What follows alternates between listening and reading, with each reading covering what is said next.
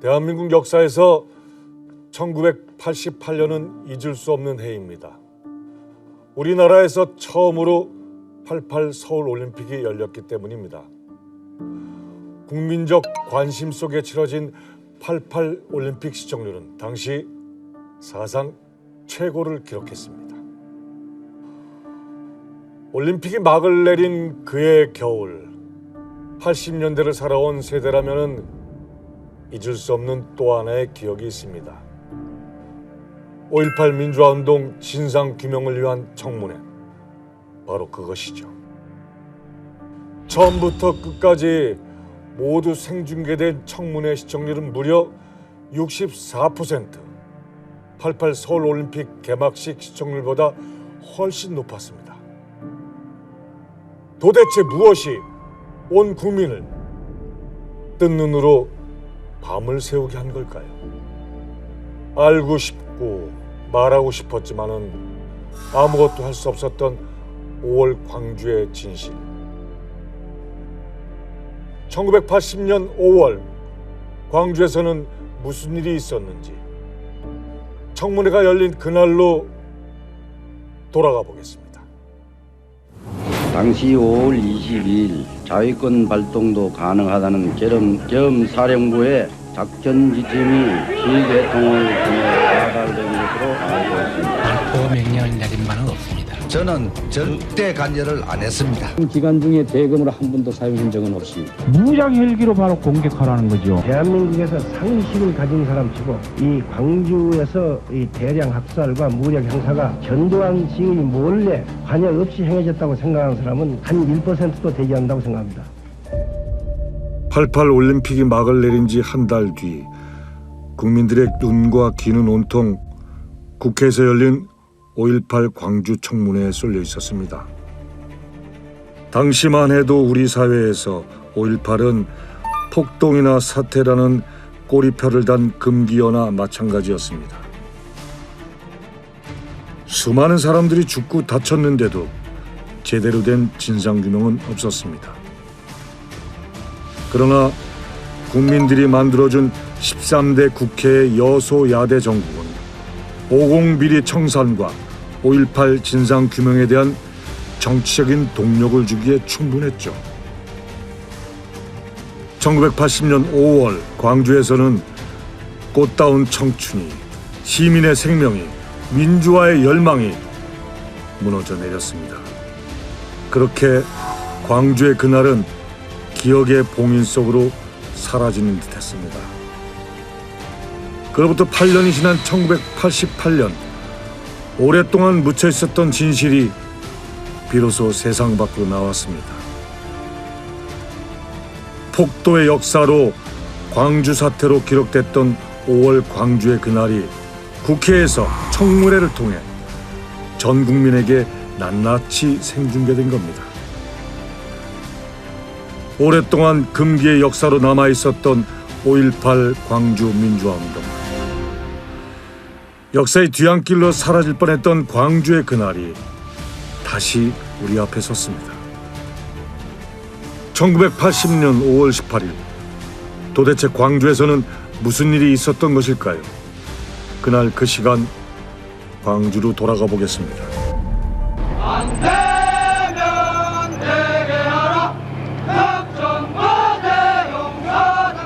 1980년 5월 18일 새벽, 광주 전남대학교의 계엄군으로 7공수여단이 투입됐습니다.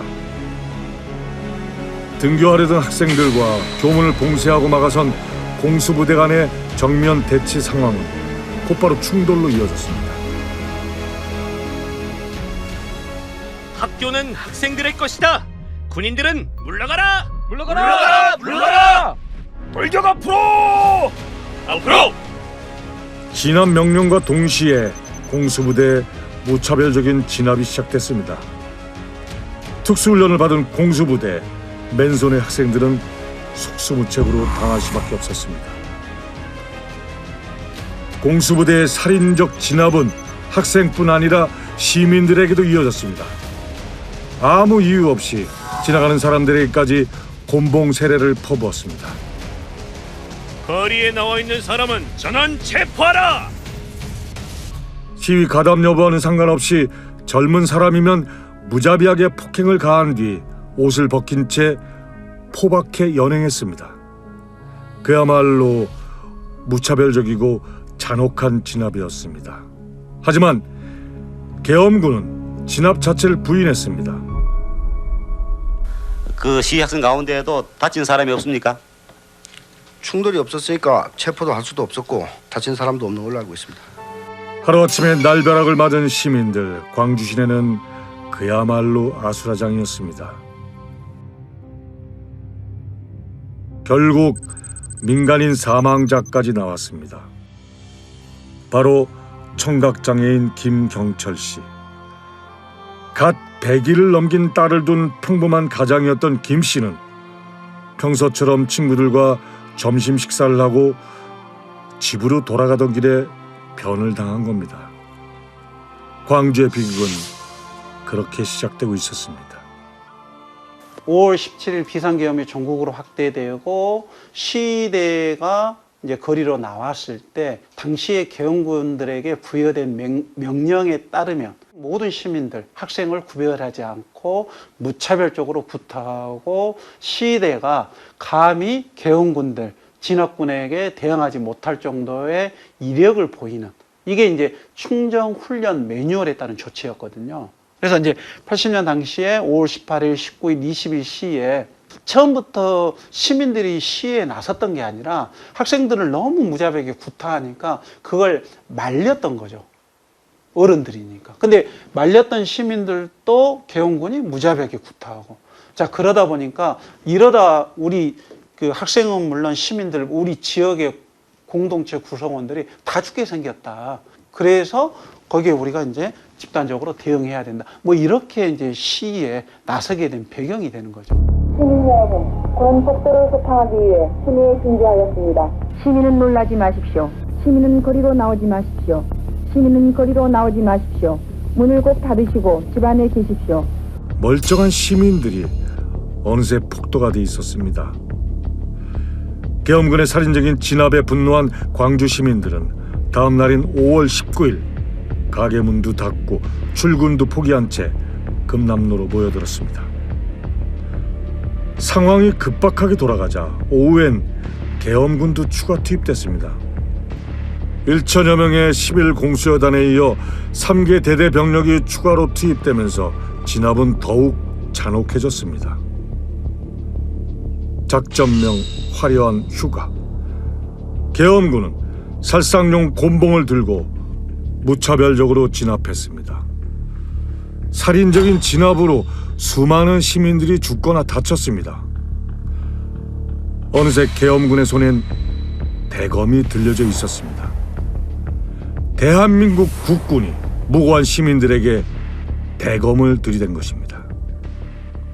화려한 휴가는 군내 기록이나 자료에서는 공식적인 작전명은 아닙니다. 당시 이제 피해를 입었던 광주 사람들이 계엄군한테 전해 들었던 얘기라고 하거든요. 공식적으로 확인되는 작전명은 27일 날, 그러니까 보통 이제 광주 재진입 작전이라고 얘기하는 작전은 상무 충정 작전이라고 얘기를 하고요. 계엄군 누군가가, 장교 누군가가 화려한 휴가라는 비공식적인 작전명을 썼던 것 같은데 그게 오히려 사람들한테는 되게 머릿속에 깊숙이 각인됐던 이유가 광주의 참혹한 상황하고 화려하다라는 표현 자체가 너무 극명하게 대조적인 그래서 오히려 비극을 더 부각시키는 느낌이 있었기 때문에 공식적으로 확인되지 않았음에도 불구하고 사람들한테 화려한 휴가라는 작전명이 공식적인 게 아님에도 불구하고 널리 좀 확산되지 않았나? 보다 못한 택시와 버스 기사들이 들고 일어섰습니다. 택시와 버스 기사들이 전남 도청까지 200여 대의 차량을 앞세우고 경적을 울리며 시위에 나선 겁니다. 광주의 상황은 갈수록 악화되고 있었지만은 계엄군의 언론 통제로 타 지역 사람들은 전혀 사정을 알 수 없었습니다. 광주 지역 신문조차도 참혹한 광주의 현장을 보도할 수 없었습니다. 광주의 상황을 전혀 보도하지 못했던 KBS와 MBC 방송국은 분노한 시민들에 의해 불타버리고 말았습니다. 5.18 당시의 충격적인 실상은 피해자들의 생생한 증언을 통해 낱낱이 드러났습니다.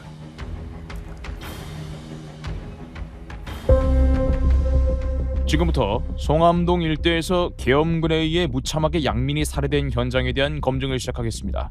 당시 현장 상황을 설명해 주시기 바랍니다. 그 당시 저는 집에 있었는데 광범이가 총에 맞았다고 해서 가보니까 저기 드러 누워 있었어요. 근데 그 당시에는 헬리콥터가 어떻게 다니는지 사람이 오고 갈 수가 없었어요. 그래서 동네 사람들이 근처에 안매장한 것 같은데 그 다음날 우리 애 아빠랑 찾으러 다녔어요. 묘지라도 본다고. 그때 광범이가 총 맞은 시간이 언제쯤입니까? 12시 50분 됐습니다. 그 당시 광범이는 전남중학교 1학년이고 13살이었습니다. 저는 9살 때이고 수영하는 군인들을 보았으며 그때 공수부대가 차를 타고 가다가 총을 쏘니까 저희들이 저수지 방파제로 숨었는데 형 혼자 못 숨고 있다가 오는 도중에 총을 맞아 쓰러졌어요. 살인적인 유혈 진압에도 광주 시민들의 항쟁은 계속됐습니다. 상황이 급박해지자 계엄사는 박준병 소장이 지휘하는 24단을 광주 현지로 급파합니다. 5월 20일 저녁에 이제 8시 반쯤 해서 부대에 들어오니까 작전 참모가 그 전통을 저한테 보여주는데 그 전통이 지금 제가 나중에 확인해 보니까 다시 이 광주의 그 소요가 소요 군중이 10만 명이 초과돼서 20일 날 알았다는 겁니까? 20일 날 이게 전통입니다. 그 육군본부 전통으로. 전통으로. 그다음에 그 지역의 군인하고 경찰의 치안 유지가 곤란하다. 1, 10만 초과, 2, 치안 유지 곤란, 3, 24단 61년대 광주 작전 통제 출발. 예. 그런 전통을 8시 반에 아마 사단에서 받은 것 같습니다. 그 다음 또 60년대, 61년대, 62년대 모두가 나중에 이제 가게 되는 것이죠. 또 지시가 내려왔습니다. 예. 사단 사령부와 62연대도 또 떠나라는 겁니다. 예. 저녁부터 시작해서 그 다음날 아침 날 아마 지금 기록에는 그게 7시가 되는데 전부 비행기로 내려왔습니다. 예. 그날 밤새 비행기가 날랐습니다. 그렇게 밤새 투입된 24단 4,000명의 병력을 포함해 광주에 집결한 무장 병력은 무려 2만 명에 육박했습니다. 24단의 투입은 공수부대가 주도하던 시위 진압을 일단 미루고 외곽 공세로 전환하기 위한 포석이었습니다. 광주 시민 여러분, 지금 시내로 계엄군이 쳐들어오고 있습니다. 사랑하는 우리 형제 자매들이 계엄군의 총칼에 죽어가고 있습니다. 우리 모두 일어나서 계엄군과 끝까지 싸웁시다. 우리는 최후까지 싸울 겁니다. 우리는 광주를 지키고야 말 것입니다. 계엄군이 추가 배치된 다음 날인 5월 21일 오전 10시 전남 도청 앞엔 10만 명이 넘는 시민들이 모였습니다. 전옥주, 김범태 등 시민대표 3명은 장영태 도지사에게 계엄군의 철수를 요구했습니다. 12시까지 시 외곽으로 철수하겠다는 계엄군의 약속이 지켜지지 않자 시위대는 공수부대의 저지선을 밀치고 나가기 시작했습니다. 그 시위대에 계엄군이 밀려나면서 도청 앞은 순식간에 아수라장으로 변했습니다. 바로 그때 전남도청 스피커에서 애국가가 흘러나왔습니다. 도청 앞 광장에 모인 시민들은 너나 할 것 없이 눈물을 글썽이며 애국가를 불렀습니다.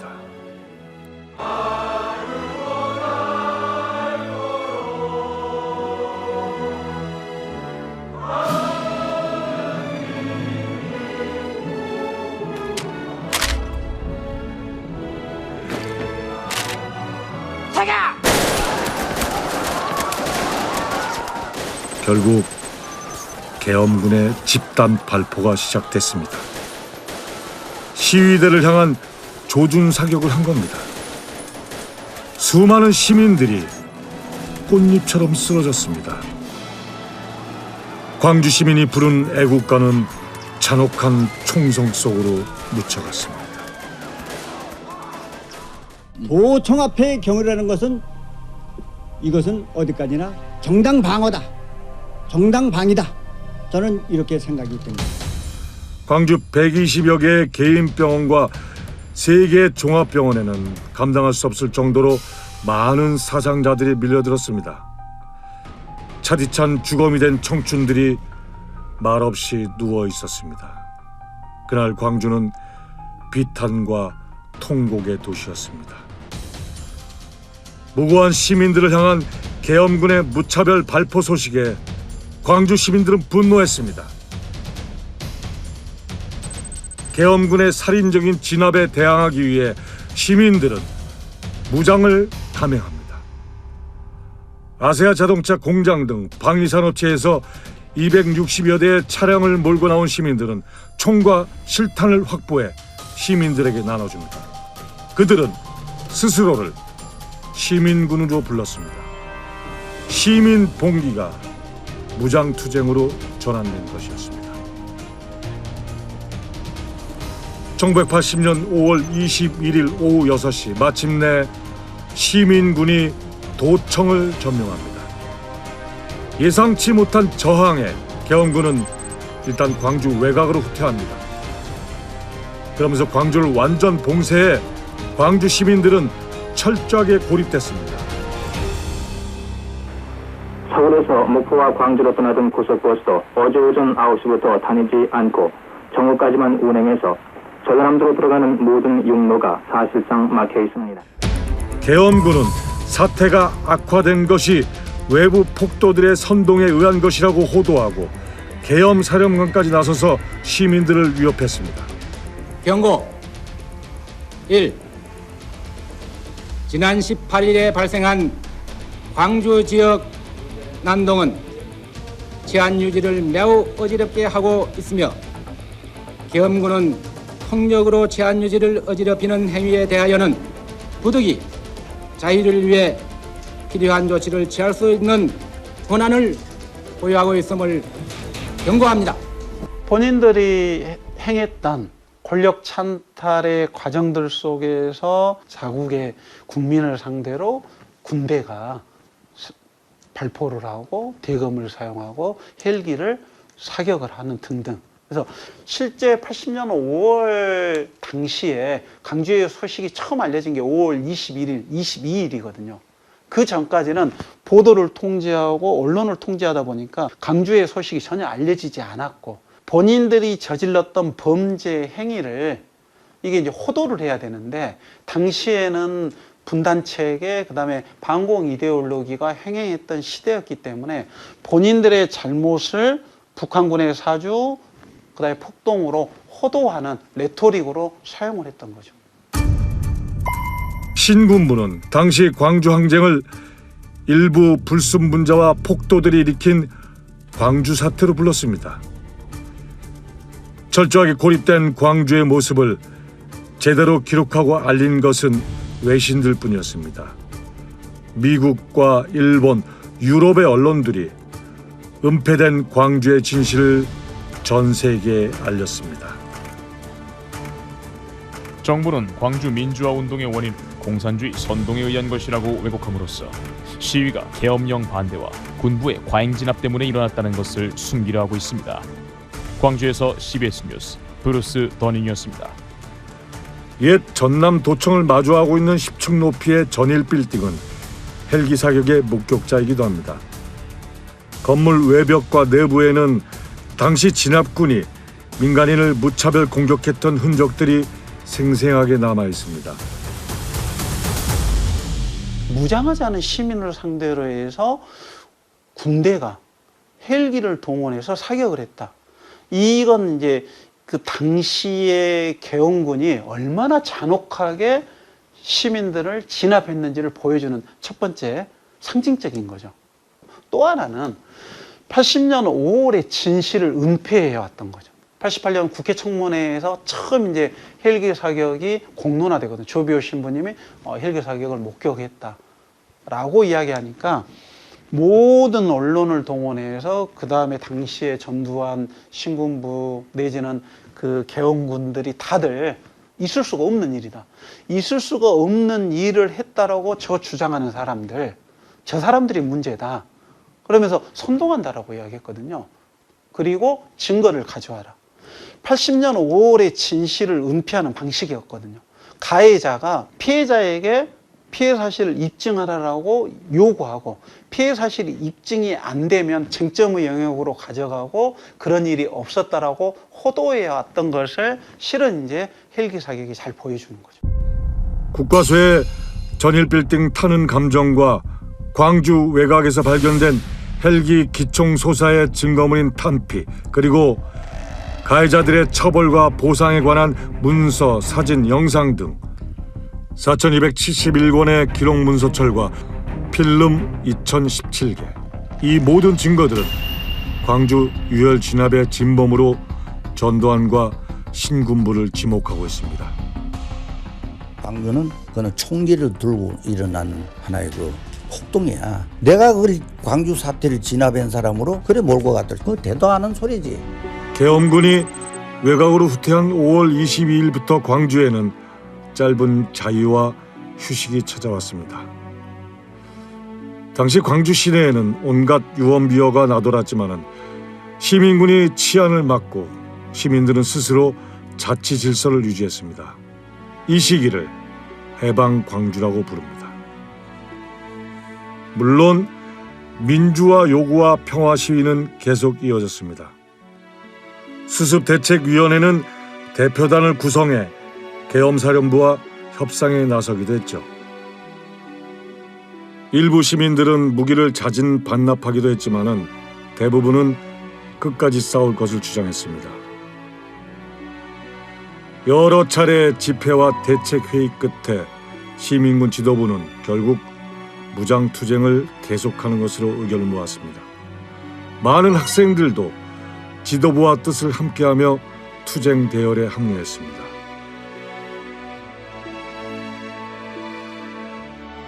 그 해방 자체가 시민들이 스스로 싸워서 얻은 결과였기 때문에 해방 기간에도 많은 분들이 스스로 수습위원회도 만들고 그리고 자치나 아니면 그러니까 질서 유지, 치안 유지, 청소부터 또 부상자들에 대한 헌혈이라든가 일종의 그 시민들이 갖고 있었던 모든 역량을 스스로 동원해서 광주를 유지하고 지키려고 했었던 것이 해방의 의미가 아니었나 싶고요. 저는 시민군은 일종의 그 시민들이 갖고 있었던 자기 생명을 지키려고 하는 힘, 이게 개별적인 것이 아니라 함께 광주를 지키려고 했었던 힘이 나타난 게 시민군이었다. 그리고 시민군을 지나치게 총을 든 사람으로 축소시키는 것은 저는 좀 문제가 있다라고 생각을 합니다. 1980년 5월 26일 오후 도청 앞 광장 상공에는 무장 헬기가 선회하면서 소탕 작전이 임박했음을 알리는 전단을 뿌렸습니다. 폭도에게 알린다. 폭도에게 알린다. 총을 버리고 자수하라. 총을 버리고 자수하라. 아직도 늦지 않았으니 즉시 자수하라. 총을 버리고 자수하면 생명을 보장한다. 총을 버리고 자수하면 생명을 보장한다. 승산 없는 싸움인 줄 알면서도 200여 명의 젊은이들이 최후의 항전을 위해 도청에 남았습니다. 어둠이 짙어갈수록 죽음의 그림자가 길게 드리워졌습니다. 5월 27일 새벽 전남 도청. 이미 밤 12시부터 도청 상황실 전화는 차단됐습니다. 탱크로 완전 포위된 도청에 특수부대의 진압작전이 시작됐습니다. 장갑차 캐터필러의 굉음과 함께 자동 화기와 포탄이 무차별 난사됐습니다. 시민군의 격렬한 저항도 잠시 결국 최후 방어선이 무너지고 도청 진압 작전은 그렇게 막을 내렸습니다. 광주의 심장 전남도청이 진압되는 데는 불과 2시간 30분밖에 걸리지 않았습니다.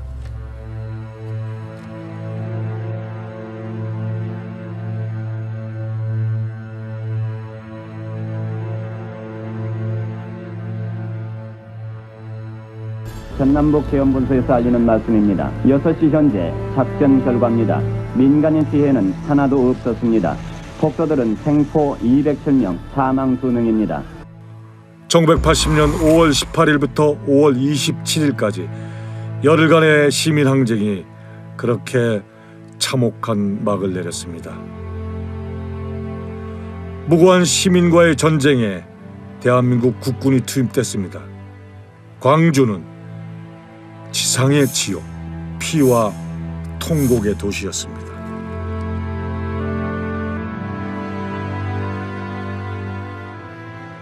인구 73만 명의 도시에 시위 진압에 국군 2만 명의 병력이 동원됐습니다. 얼마나 많은 사람이 죽고 다치고 실종됐는지 알 길이 없습니다. 총칼 아래 시민의 생명과 민주화의 염원은 산산이 부서졌습니다. 처참했던 5월 광주의 기억은 그렇게 봉인되는 듯 했지만은 그로부터 8년 뒤 묻혀 있었던 진실이 세상 밖으로 나오게 됩니다. 1988년 치러진 13대 국회의원 선거에서 국민들은 헌정사상 처음으로 극적인 여소야대 정국을 만들어준 겁니다. 기억 속에서 잊혀져 가던 5.18 광주 민주항쟁의 진실을 요구하는 목소리가 커져갔습니다. 88년 2월 25일 부임 대통령에게 평화적으로 정부를 이양할 것을 천명하는 바입니다. 사실 60 민주항쟁 이후 노태우 정권이 들어서면서 광주 5.18 민주화운동은 영원히 잊혀질 줄 알았습니다. 노태우 역시 12.12 사태의 주역이자 50 정권의 핵심 인물이었기 때문입니다. 그러나 1988년 4월 13대 국회의원 선거는 당시 전국의 일대 전환점이 됐습니다. 집권 민정당이 헌정사상 처음으로 과반에 미달하는 의석을 확보하면서 여소야대 국회가 만들어진 겁니다. 야3당은 노태우 정권의 개혁을 촉구하고 50 청산과 광주 민주항쟁에 대한 청문회를 추진하기 시작합니다. 광주 민주화 운동이 일어난 지 8년이 지난 1988년 6월 어둠 속에 봉인됐던 5월 광주의 진실이 비로소 세상 밖으로 드러나기 시작했습니다. 국회가 광주 민주화 운동 진상규명 특별위원회 구성을 결의한 겁니다. 제안 이유를 말씀드리겠습니다. 1980년 5월 광주시 일원을 비롯한 전남 지역에서는 민족적 비극이 일어나 많은 인명의 사상과 재산상의 피해가 발생했습니다마는 아직도 진상이 정확하게 밝혀지지 않고 있습니다. 이 땅에 그와 같은 불행한 역사가 반복되지 않도록 하여 5.18 광주 민주화 운동 진상규명을 위한 특별위원회의 구성을 제안하는 바입니다. 광주특위위원장인 문동환 의원은 광주 폭동이 아니라 민주화 운동임을 명확히 하고 우리 사회의 정의를 위해 그 진상이 꼭 밝혀져야 한다고 강조했습니다. 소위 얘기한 신분구 집단이 결국은 5.18을 통해서 집권을 했지만 그 집권 자체가 사실은 큰 생채기가 난 거죠. 광주 사람들이 저항을 해서. 그래서 그게 끝끝내 사실 6월 항쟁까지 이어져서 더 이상 한국에서 군부 독재가 가능하지 않구나라는 것을 보여준 거. 이게 저는 그 광주의 힘이었다라고 생각을 하거든요. 한국이 정말 제3세계에서는 유례 없이 군부 독재를 종식시킨 매우 중요한 정치사적 사건. 그래서 그렇기 때문에 세계사적으로 중요한 사건이라고 평가를 받는 것 같고요. 근본적인 질문을 할 수 있었던 것 같아요. 나라가 뭐고 대체 민주주의가 뭐고. 그래서 뭔가 대한민국이란 정치 체제가 기존의 그 익숙한 소수 엘리트가 지배하고 그게 너무 정당했었고 그게 편리했고 익숙했던 방식에서 그게 더 이상 아닌 것 같아. 다른 체제가 필요하고 다른 나라가 필요하다라는 생각들을 싹 트게 만든 사건은 아니었나 생각을 합니다. 1988년 11월 18일 5.18 광주 민주화운동 진상규명을 위한 청문회가 시작됐습니다.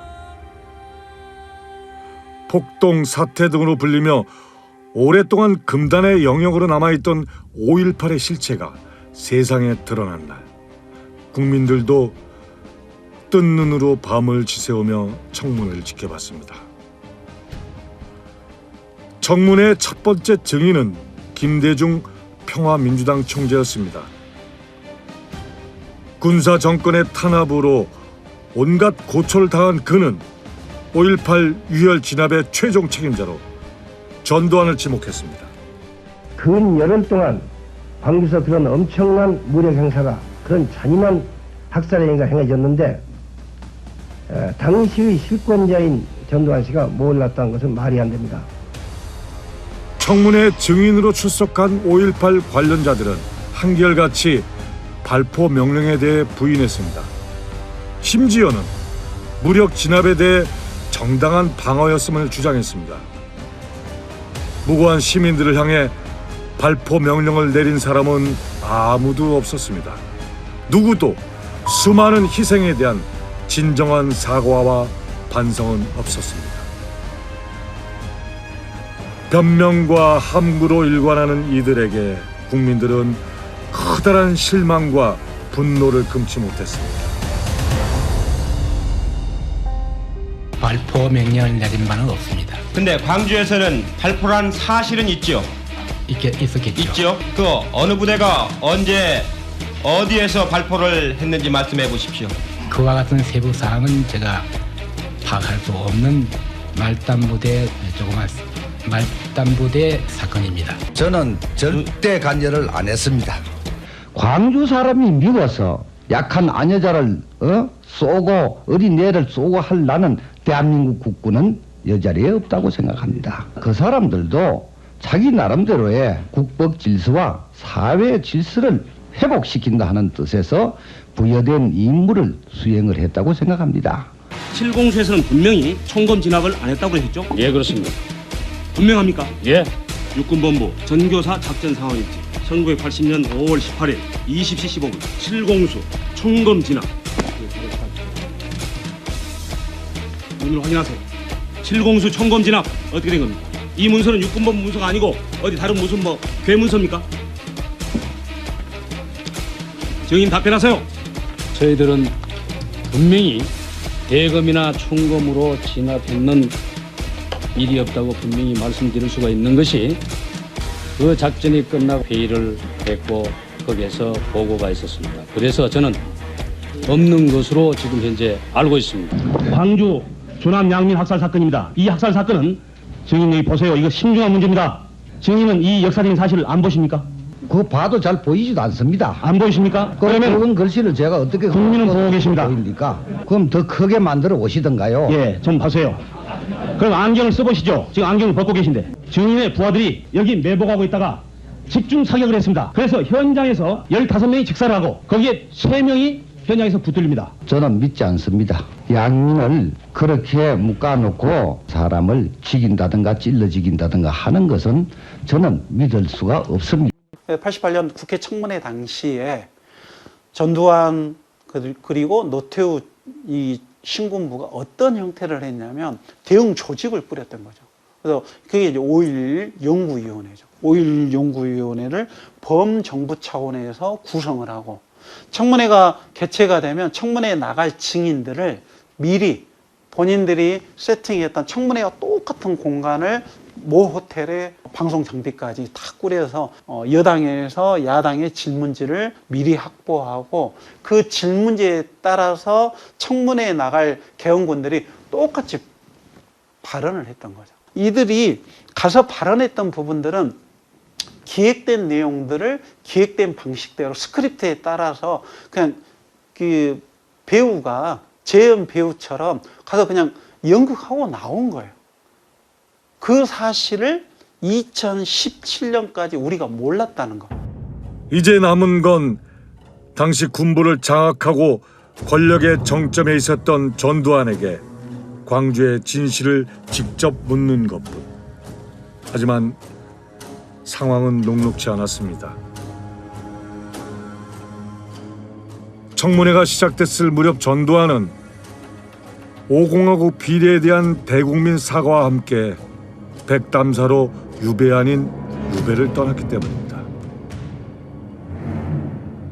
유혈 진압의 책임자들은 변명과 부실 증언으로 일관하고 피해자들의 가슴 아픈 증언만 넘쳐나고 있었습니다. 책임자 처벌을 확실히 좀 해줬으면 좋겠어요. 게다가 주범격인 전두환은 사실상 은둔 상태였으니 청문회가 제대로 진행되는 건 무리였을 겁니다. 12.12 사태와 5.18의 핵심 세력이었던 노태우 정권과 여당이 청문회에 적극적이지 않았던 것도 또 하나의 이유였습니다. 6월 달에 광주 특위가 시작되고 청문회는 11월 달 5개월 동안 준비 과정을 거쳐서 11월 달에 이제 시작이 됩니다. 그때 당시에는 국내 관련 논문이나 법이 없었어요. 미국의 사례를 많이 참고했고 우리는 국회법, 국회의 그 국정감사나 조사에 관한 법률, 그 다음에 국회에서의 증언 감정 등에 관한 법률에 의거해서 그 기준에 의해서 진행을 했었습니다. 초기의 청문회이기 때문에 어려움이 컸고 특히 이제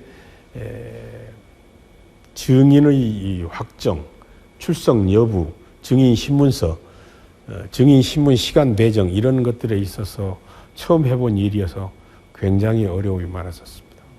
증인들의 부실 증언과 여야의 미묘한 신경전으로 진상규명은 흐지부지되고 청문회는 개회와 정회를 반복하게 됩니다. 전 국민적인 비난 여론에 밀린 노태우 정권은 청와대 영수회담을 통해 전두환의 증언을 듣는 것으로 광주 특위의 활동을 사실상 마무리하기로 합의합니다. 마침내 1989년 12월 31일 증인으로 국회에 출석한 전두환. 그러나 가슴 아픈 희생과 잘못된 역사에 대한 참회는 없었습니다. 광주 사태는 11.6 이후 지속된 극심한 사회의 혼란의 연장선상에서 발생한 지극히 불행한 사태라고 생각합니다. 다만 본인은 당시의 정보 책임자로서 이 사태가 초동 진압 단계에 있어서 계엄군의 강정 진압과 일부 출처를 알 수 없는 악의에 찬 유언비어에 자극받은 일부 시민들의 과거적 시위가 그 직접적인 원인이 된 것이 아닌가 하는 판단을 하고 있습니다. 자위권의 행사 문제는 초기에는 군인 복무에 따라 불가피한 상황에서 행사된 것으로 잠깐만 정지하세요. 계속하겠습니다. 5월 22일 자위권 발동도 가능하다는 계엄사령부의 작전 지침이 지휘 계통을 지금 얘기하시는 것이 몇 번이에요? 정의. 알겠습니다. 지금 얘기하는 것이 몇 번에 대한 대답이에요. 우리가 질문을 낼 때는 이것이 대화가 되는 대신으로 낸 것입니다. 우리 청문회라는 것은 인문이답하는 것이 원칙인데 전직 대통령이 하는 것을 존경해서 이렇게 번호를 주면서 이 번호에 따라 대답하도록 하는 것이 그 원칙입니다. 계속하겠습니다. 자위권의 발동은 계약의 상황에서만 일단 정회하겠습니다.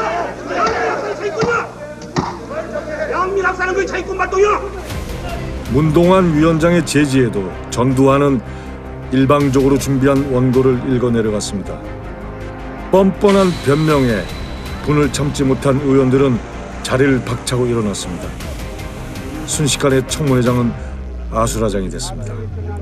그 순간 평민당의 이철영 의원이 증언대로 돌진해 전두환의 팔을 잡고 소리쳤습니다. 사령부나 대형사령부 등의 군 고위 회의가 진행된 지 4분 만에 문동환 위원장은 정회를 선포했습니다. 회의 속개를 위해 전두환을 기다렸지만은 그는 끝내 나타나지 않았습니다. 그때 의석에 앉아 회의를 지켜보던 노무현 의원은 분노를 참지 못하고 자신의 명패를 증언대 쪽으로 던지고 맙니다. 노무현 의원의 돌발 행동에 여야는 노 의원의 사과를 조건으로 회의를 속기하기로 의견을 모읍니다. 노무현 의원은 신상 발언 형식으로 단상에 올라 사과했습니다. 지금까지 회의가 진행되지 않고 민정당 의원들께서 불참하고 계시고 증인이 또 그에 따라 나오지 않고 있는 이 사태는 본인의 그 명패를 던졌다는 행위, 이런 것이 일단 문제가 돼서 다른 문제는 모두 다 여야 간에 합의가 됐지만 본 의원의 사과 문제가 해결되지 않아서 회의가 진행되고 지체되고 있기 때문에 본 의원의 행위와 그 과정 그리고 사과에 관련된 재반 문제에 관해서 해명을 드리고자 합니다. 당시 13대 국회 초선이었던 노무현 의원의 명패 투척 사건 등 청문회 모든 과정이 그대로 생중계됐습니다. 노무현 의원의 명패 투척 사건은 비난받았지만은 소신 있는 젊은 정치인으로 부각되기도 했죠. 청문회에서는 일명 청문회 스타로 떠오른 의원들도 생겨났습니다. 그러나 노무현 의원의 사과를 끝으로 청문회는 다시 열리지 못했습니다. 자정이 지나 청문회는 자동으로 종결됐습니다. 전두환은 국회에서 일방적으로 기자회견을 연 뒤에 백담사로 다시 돌아갔습니다. 오공 정선을 위해서라면 감옥이라도 가겠습니다. 다만 저는 대한민국의 전직 대통령으로서 자기의 잘못을 스스로 책임질 줄 아는, 명치를 아는 창피하지 않는 사람으로서 기억되고 싶을 뿐입니다. 거듭 말씀드립니다.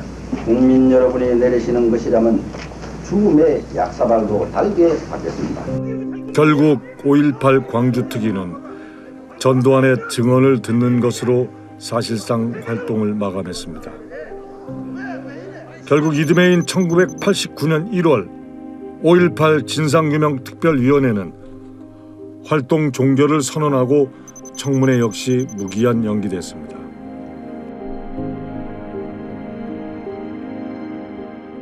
광주특위와 5공특위 합동청문회에 전두환 증인이 출석하기로 하고 나와서 이양호 변호사 등이 준비한 원고를 증인 선서도 없이 일방적으로 낭독했습니다. 그 주요 내용은 5공 신군부의 입장, 그리고 진압의 광주 진압의 정당성, 이런 것들을 주장했습니다. 그에 대해서 당시 통일민주당 의원이었던 노무현, 그다음에 평화민주당의 정상용, 이철용, 이런 의원들이 제지를 했죠. 잠깐 멈추기를 했으나 여튼 정치적 면죄부를 주는 그런 행위로서의 전두환 증언이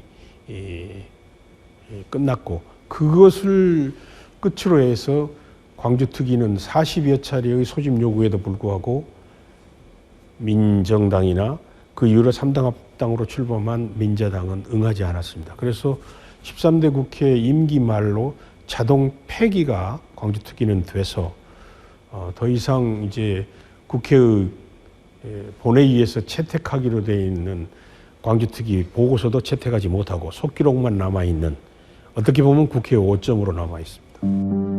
문동환 위원장의 패배 선언에는 허무하고 안타까운 심정이 잘 담겨 있습니다. 진상 규명은 물론 책임자 처벌도 제대로 이루어지지 않았습니다. 법적 구속력이 없었던 특유의 한계를 여실히 드러냈습니다. 큰 기대를 가지고 모였습니다마는 정말 섭섭하고 분노를 금하지 못하는 심정으로 끝나게 되었습니다.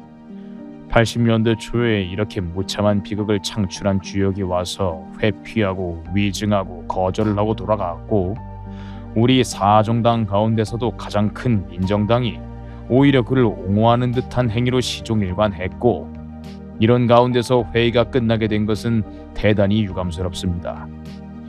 이상 더 의사 일정이 없기 때문에 폐회를 선포합니다.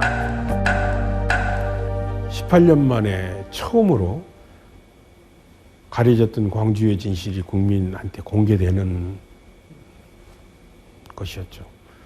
청문회는 5.18의 진실을 공개한 폭발적인 효과가 있었다. 그럼에도 불구하고 역시 가해자들은 계속적으로 자기들의 범죄에 대해서, 지난날의 과오에 대해서 추호도 반성하거나 사죄한 적이 없다. 그 다음에 이제 그 청문회 과정을 준비하면서 정부가 제출된 자료, 증언 등이 그 이후에 88년 이후에 5.18을 조사하고 검찰에 수사하는데 아주 주요한 자료로 쓰여졌다. 아주 의미가 있었다라고 했습니다. 5.18 광주 청문회는 아쉽게 끝났지만은 역사의 심판 앞에 진실을 숨길 수는 없었습니다. 문민 정부가 들어서면서 5.18 민주화운동 책임자 처벌을 위한 특별법 제정 요구가 본물처럼 확산된 겁니다. 마침내 김영삼 대통령은 책임자 단죄를 위한 특별법 제정을 지시합니다. 5.18 민주화운동에 관한 특별법안에 대해서 말씀드립니다. 정부는 5.18 광주 민주화운동을 기념하기 위한 재반 사업을 추진하고, 광주 민주화운동 관련자 보상 등에 관한 규정은 배상으로 하고, 5.18 광주 민주화운동을 진압한 것이 공로로 인정되어 받은 상훈은 상훈법 제8조의 규정에 의하여 서훈을 취소하고 훈장 등을 박탈하도록 하는 것 등입니다. 마침내 1995년 12월 21일 여야 합의로 5.18 민주화운동에 관한 특별법이 국회를 통과합니다. 그로부터 2년 뒤 12.12 사태와 5.18 주범들은 수의를 입고 법정에 섰습니다. 1996년 3월 11일 첫 공판이 열리고 이듬해인 97년 4월 17일 대법원의 상고심이 열렸습니다. 재판 결과 전두환은 무기징역에 추징금 2,205억 원, 노태우는 징역 17년에 추징금 2,628억 원을 선고받습니다. 이들과 함께 이희성, 주용복, 정호영 등 5.18 주범들에게도 반란 수괴, 반란 모의 참여, 상관 살해, 내란 목적 살인 등의 죄목으로 중형이 선고됐습니다.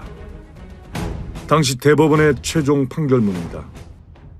우리의 헌법 질서 하에서는 헌법에 의한 민주적 절차를 거치지 않고 폭력에 의해 헌법기관의 권능 행사를 불가능하게 하거나 정권을 장악한 행위는 어떤 경우에도 용인될 수 없다.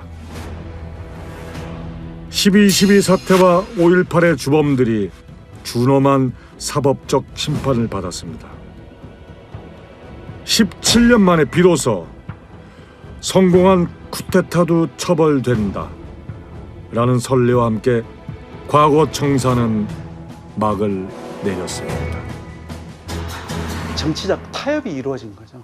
정치적 타협에 의해서 가해자들을 정치적으로 사면해버리니까 진실규명이 어려워진 거예요. 80년 5월 18일부터 27일 10일에 불과해요. 10일 동안 있었던 일들을 진실을 규명하고 진실에 기반해서 이제 가해자들이 규명이 될 거지 않습니까? 그러면 이 가해자들은 본인들이 했던 행위에 맞춰서 사법적 단죄가 이루어지지 못한다라면 역사적 단죄라도 이루어져야죠. 그 다음에 단죄만은 할 수는 없기 때문에 그 이후에 이제 용서와 화해 이야기가 나왔어야 되는데 정치적 타협이 먼저 이루어지다 보니까 50 세력에 대한 사법적 단죄도 제대로 이루어지지 않았고 역사적 단죄도 이루어지지 않았고 가장 중요한 진실에 기반한 사회적 합의가 이루어지지 않았죠. 1980년 5월의 광주는 폭도의 역사가 아닌 민주항쟁의 역사로 우리 앞에 다시 섰습니다. 그날 광주는 기꺼이 민주항쟁의 십자가를 졌습니다. 처절한 투쟁으로 이 땅의 민주주의를 지켜냈습니다. 5.18 민주운동 44년. 그러나 반세기가 다 되도록 그날의 진실은 아직도 속 시원히 밝혀진 게 없습니다. 수많은 시민의 목숨을 앗아간 발포 책임자도 시민을 사륙하도록 지시한 자도 없습니다. 여전히 광주는 묻고 있습니다. 역사 앞에 진실이 밝혀지지 않는 한 광주의 5월은 아직 현재 진행형입니다.